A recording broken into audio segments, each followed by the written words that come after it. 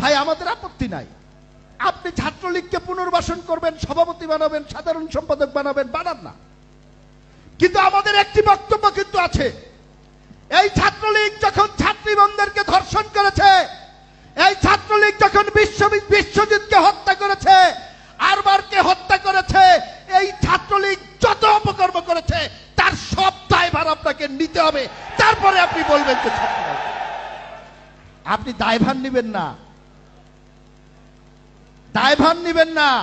কাকের বাসায় কুকিলের বাচ্চা লুকিয়ে রাখবেন, বড় করে এখন এনে বলবেন যে ছাত্র শিবিরের সভাপতি সাধারণ সম্পাদক। এটি বাংলাদেশের মানুষ মানবে? মানবে না। ভাই প্রকাশ্যে আসেন না। আমার ছোট ভাই সভাপতি বলতে পারে না, আমি পরিষ্কার করে বলে দিলাম, ভাই প্রকাশ্যে আসেন না। পেছনে কেন? নিষিদ্ধ করেছে ছাত্রলীগ, সরকার নিষিদ্ধ করেছে, এদেশের মানুষ জনগণ নিষিদ্ধ করেছে। আপনারা এদিক ওদিক এই যে কি বলে এদিক ওদিক হঠাৎ করে 5-7 জন হেলমেট পরে কেন প্রকাশ্যে আসেন না রে ভাই?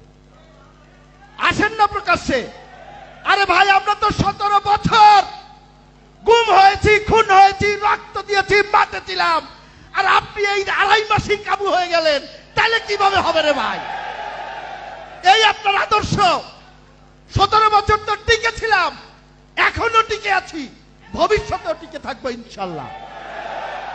এই বগুড়ার মাটিতে দাঁড়িয়ে বলে গেলাম, শহীদ জিয়ার আদর্শের সৈনিকেরা কখনো পিছপা হয়নি। যতক্ষণ জীবন আছে রাজপথে ছিল, আছে এবং থাকবে। এবার আসি অন্য আলোচনায়। 31 দফার আলোচনা আপনারা শুনেছেন না? একটু ভাই, একটু প্লিজ, শেষ করে দিব একটু।